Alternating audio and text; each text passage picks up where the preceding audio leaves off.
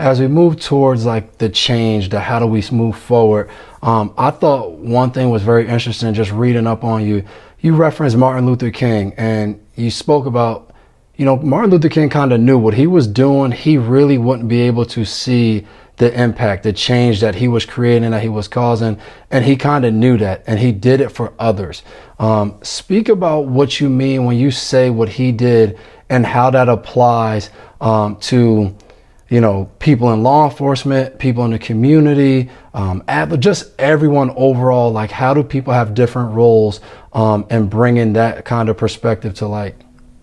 That's a great question, and I modeled my philosophy about that long game.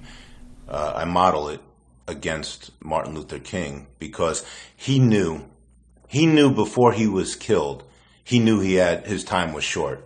If you just review his speeches, you could see it in his eyes. He knew that something was going to happen to him, and it wasn't going to necessarily be an outside force. His body was breaking down because he was giving so much of himself.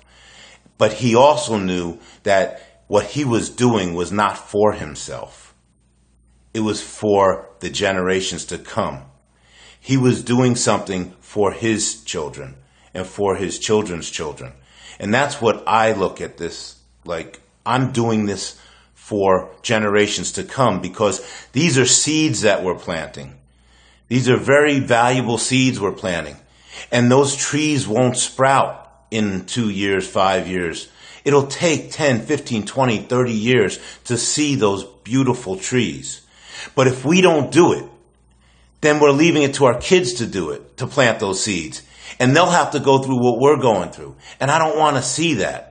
And so when we teach law enforcement, we teach the same philosophy, that this isn't about you. This is about your kids.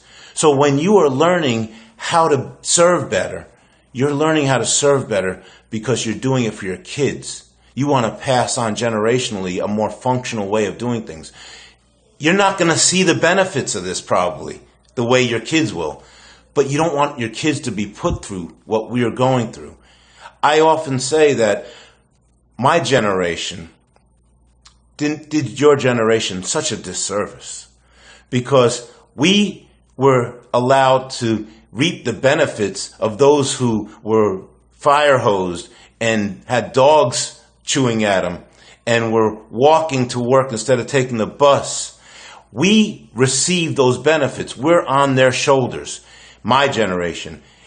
And when we got those benefits, we just laid back. And we didn't do anything to evolve it so that when you are the leaders, you get a better America than the one we got. Instead, we're passing on an America that is worse than the one we got. And you have to deal with all the mess that we allow to have happen. So it's my calling, my goal, to make sure that our generation, tries to clean up what we've not done and what we have done so that you can have a better future and your kids could have a better future. Martin Luther King was all about the long game. And that's what we're about, the long game. This is important. There's no Band-Aids that can be put on this. This is all about how are we going to be in 10, 20 years? Are we going to have the same issues or are we going to have progressed?